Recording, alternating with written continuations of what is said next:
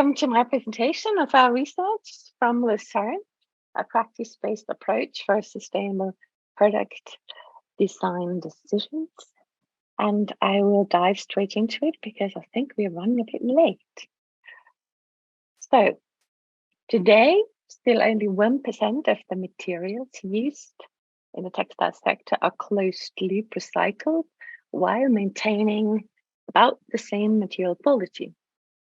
Now, looking at this huge problem of a healthy planet for future generations, 99% of resource loss is not only irresponsible, but also a loss of potential revenue, a loss of a lot of money, actually.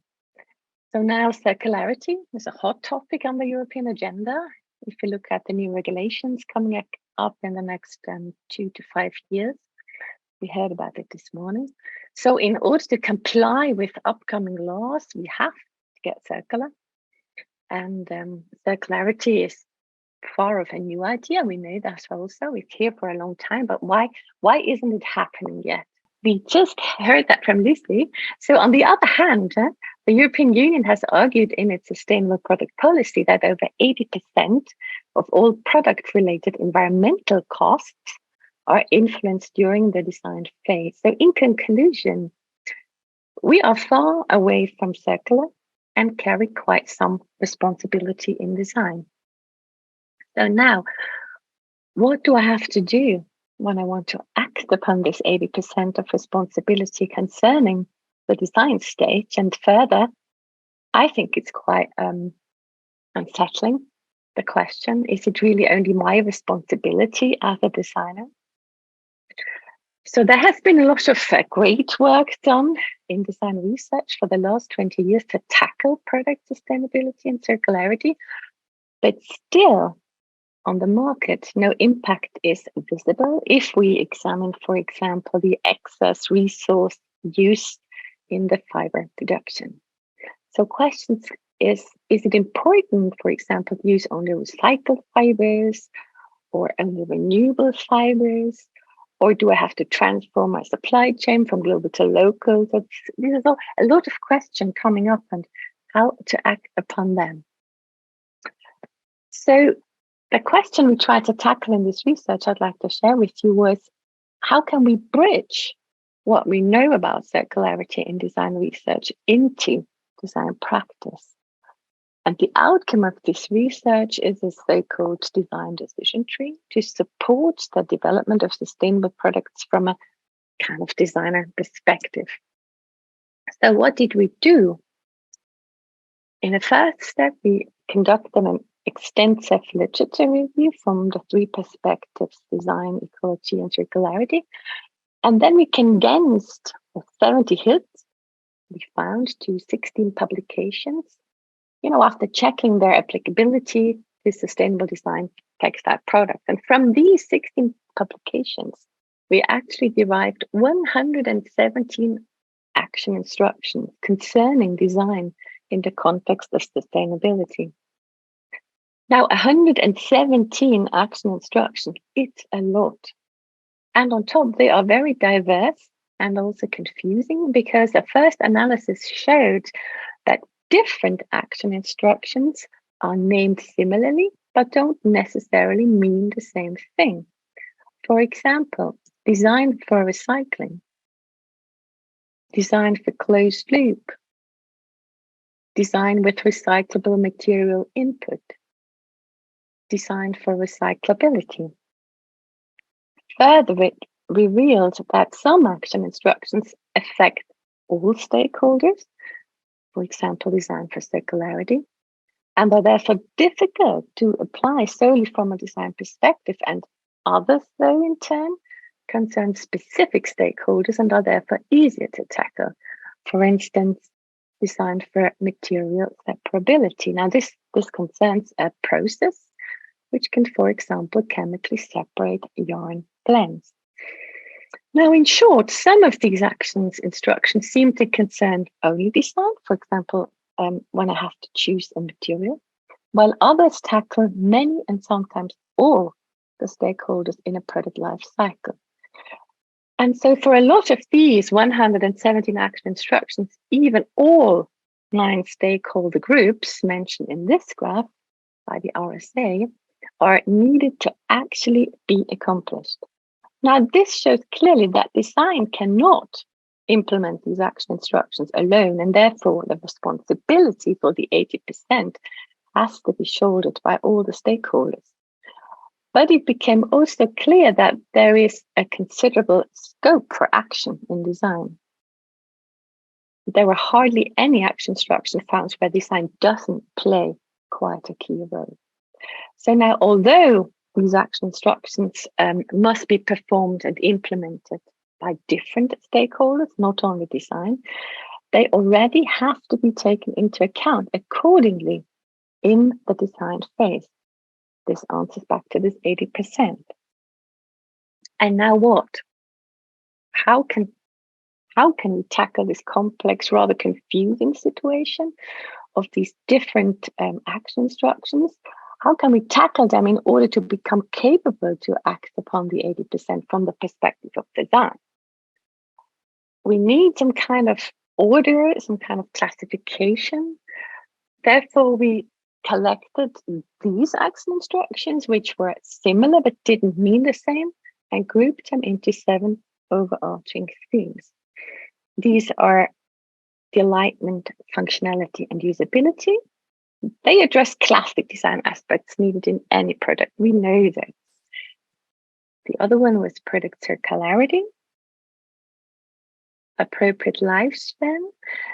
Now, this is addressing the challenge that the lifespan of a product and the lifespan of its material being used for that product, they should be equal. Material health addresses chemical aspects.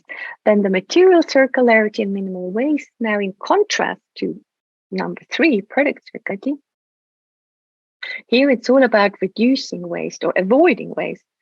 It's about recycling, it's about recovery, and finally, effective production instead of efficient production. And in the next step, we allocated these 117 action instructions along a product life cycle. For this, we decided to look at these action instructions through the eyes of a product, through the lens of a product, and through the lens of the product life cycle.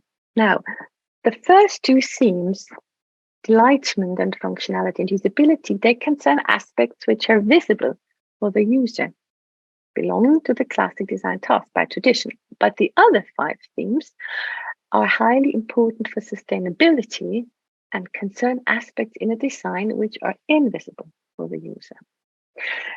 Now, taking on this product perspective offered the possibility to allocate the 117 action instructions along the life cycle of a product, namely production, use, extended use, reuse, and end of life. Now, the question we had doing this allocation were where in the life cycle of a product is there the most significant scope for design for which action instruction? And so suddenly, through this allocation, it became clear when the different action instructions are coming into play during the life cycle of a product. And it also gave us a hint who has maybe to be involved to make a certain action instruction happen. So for easy reading, we grouped these 117 in further 16 themes. You see them in the white boxes. And third, to make our classification readable, applicable for others who might use them, we decided to develop a graph. And in the last step, we established the interconnections between all the action instructions over a whole product life cycle. So let me show you. You see the overarching 7 themes on top. We take on a product perspective, and on the left, you find the product life cycle. And on the bottom, we see the 2 material cycles, the technical and the biological one. We added the 16 grouped themes and established interconnections between all the action instructions. Now, while the direct interconnection between two themes are indicated in a dark color, the indirect interconnections are indicated in a light color. For a deeper understanding, we numbered each action instruction theme and described its meaning, and we linked them to literature for further reading. So now, how can I use this in my design practice? And I'd like to give you two quick and dirty examples. We cannot look at all of it, but at some of it. So let's assume I have to design a trench coat with a high price point.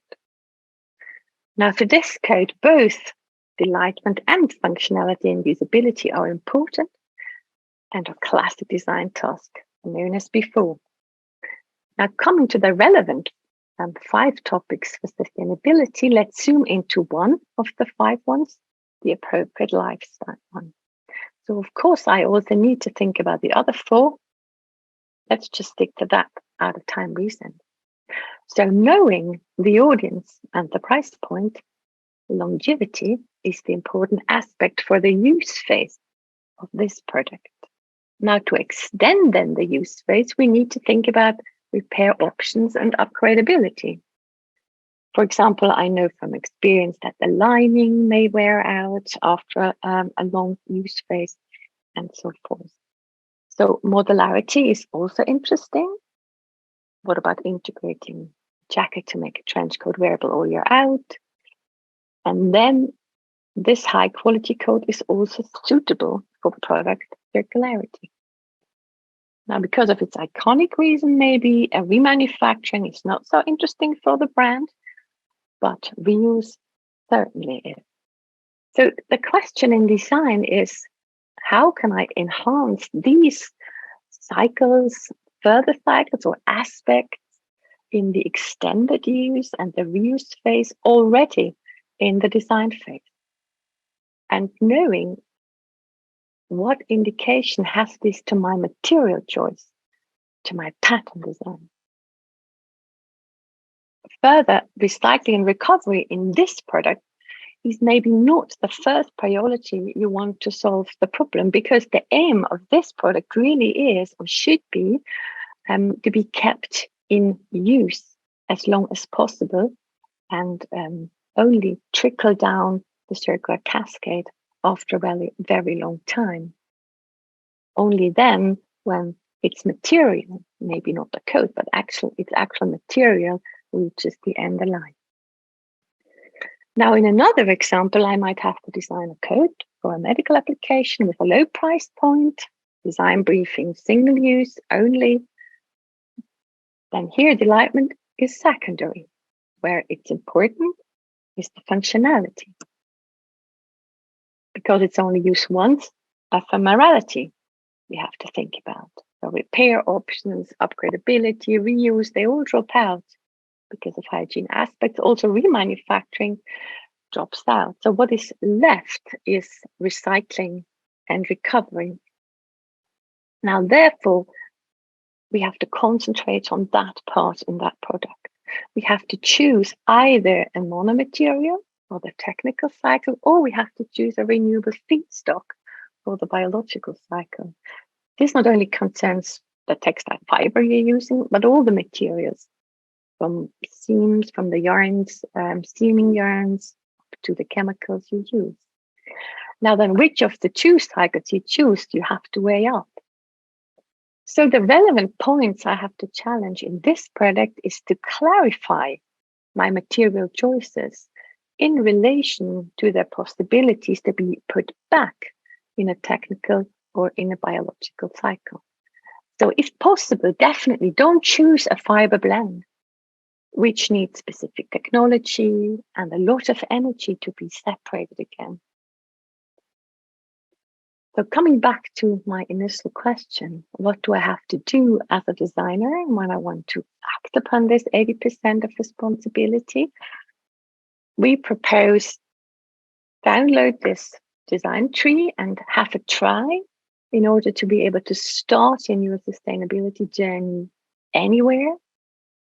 And the graph also shows that there is no one single universally valid strategy for a sustainable product. The graph encourages actually the testing of different circular variants for a product. And we hope that this graph can help to provide designers with low threshold assistance in making decisions regarding the circularity of their product. And I'd like to end with kind of 3 points that are really important for me or precious to me as a textile designer. We have to start to make informed choices. And we have to think through the cycles until the very, very end. And have to be clever in this endeavor. Thank you very much. I'm coming to the end.